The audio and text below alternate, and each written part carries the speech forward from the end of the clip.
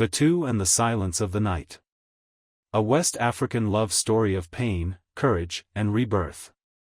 In the village of Sandiara, surrounded by millet fields and ancient mango trees, lived a young girl named Fatou. She was 17, the age of restless dreams, quiet songs, and hearts that beat too fast.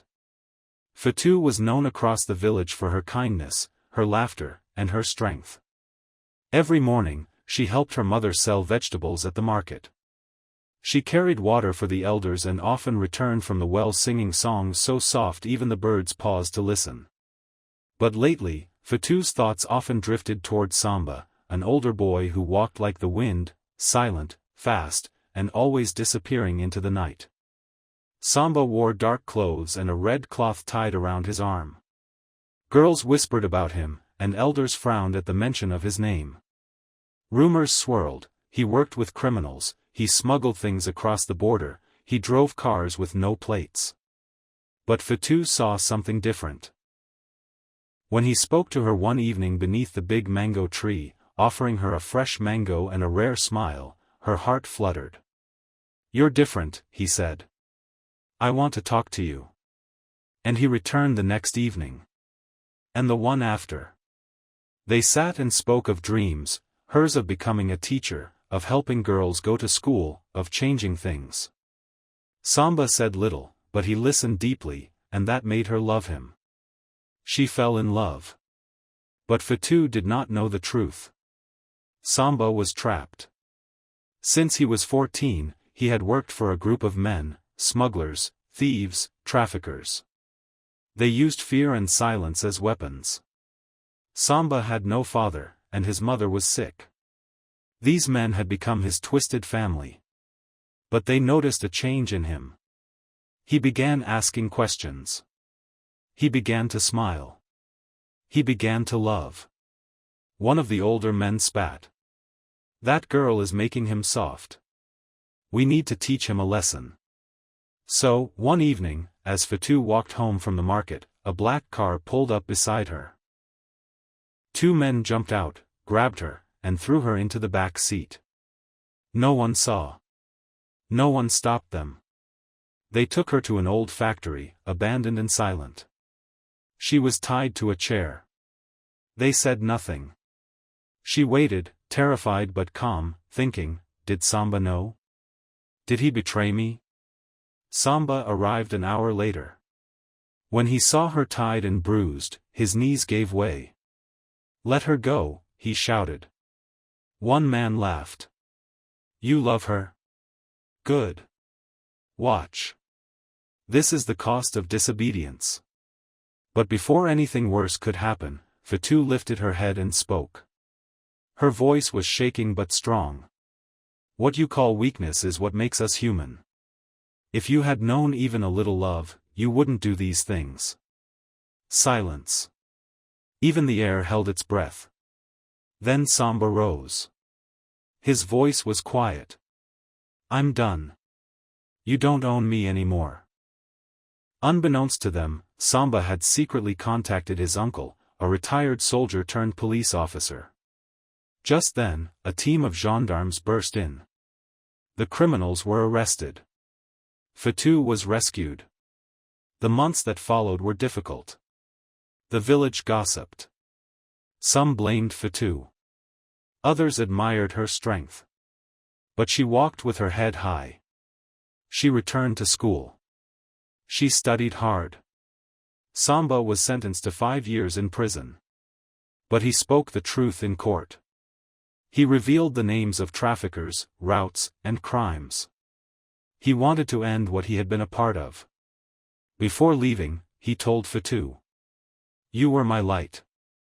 Never let anyone put it out." Years passed. Fatou became a teacher. Then, she founded a school for girls, right in Sandiara. She called it Jant Bai, which means the sun, in Wolof. She taught reading, math, and storytelling. But she also taught strength, justice, and choice. One morning, a man stood outside the school gates. Older now, thinner, but still with the same eyes. It was Samba. He had served his time. In prison, he had learned to read and write. He had taught other inmates. He had become someone new. Fatou saw him and stood still. The girls noticed her silence. He spoke first. "I came to see if your light still shines." She looked at him. So many memories flooded back. Pain. Hope. Love. "It never went out," she said. "But I learned to protect it." They sat under the same mango tree where it all began. Samba told her he now worked with an NGO that fought child trafficking. He was building a center for lost boys, giving them a second chance. Fatou nodded. Her heart no longer beat wildly, but it beat steadily. She smiled.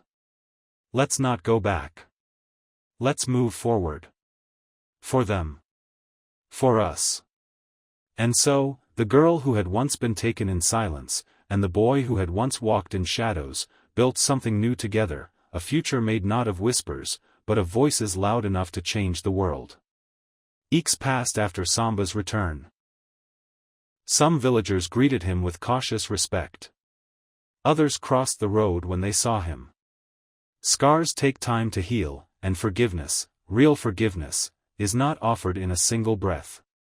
Fatou remained careful. Her heart had grown wise. Though she no longer feared Samba, she didn't let him return too quickly into her life. Instead, she invited him to speak at her school, not as a man with a past, but as a man who had chosen to change.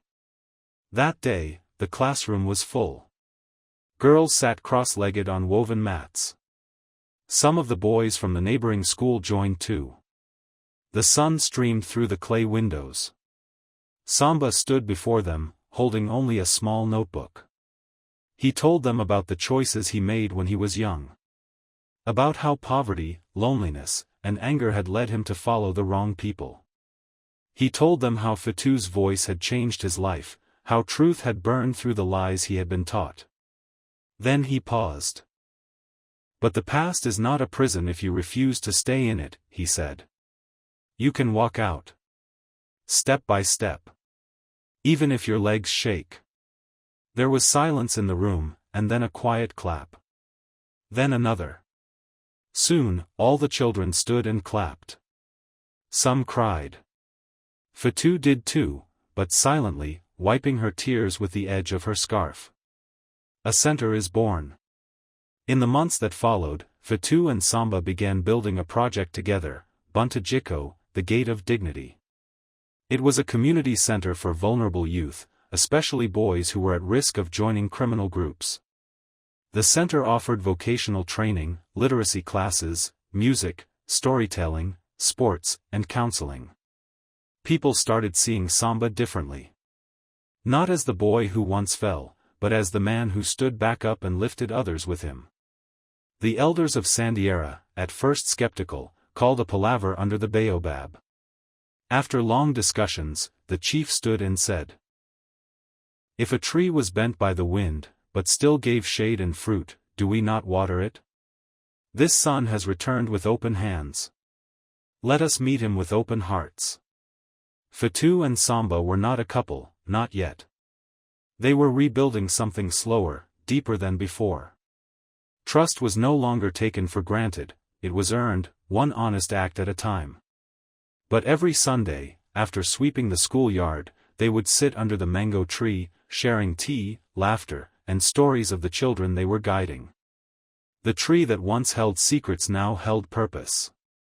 The letter. One day, Fatou received a letter from a girl named Nabou, who had once been one of her shyest students. "Dear Miss Fatou, I want to thank you and Mr. Samba. Because of you, I know that even if someone I love makes a mistake, I don't have to suffer in silence. I can speak. I can dream. I can protect myself, and maybe one day, help others too. You gave us more than a school. You gave us strength." Fatou held the letter to her chest. That night, she walked to Samba's house, a small, clay home he had built with his own hands near the edge of the village. She didn't speak right away. just handed him the letter. He read it slowly. Then he looked at her. "You were my turning point," he said. She smiled. "No. We are someone else's turning point now." And for the first time in a long while, Fatou felt peace. Not the peace of forgetting, but the peace that comes from remembering, surviving, and choosing to love again with clarity and courage. Epilogue, Under the Baobab. 10 years later, children still gather under the great baobab tree. They sit on woven mats while elders and teachers, Fatou and Samba among them, share stories. Some are funny. Some are sad. All are true. And when they tell the story of the girl who fell in love with a boy in the shadows, and how they both rose into the light, the children listen in awe. Because that's not just a love story. It's a story of healing, justice, and the power of standing back up, together. And when they tell the story of the girl who fell in love with a boy in the shadows, and how they both rose into the light, the children listen in awe.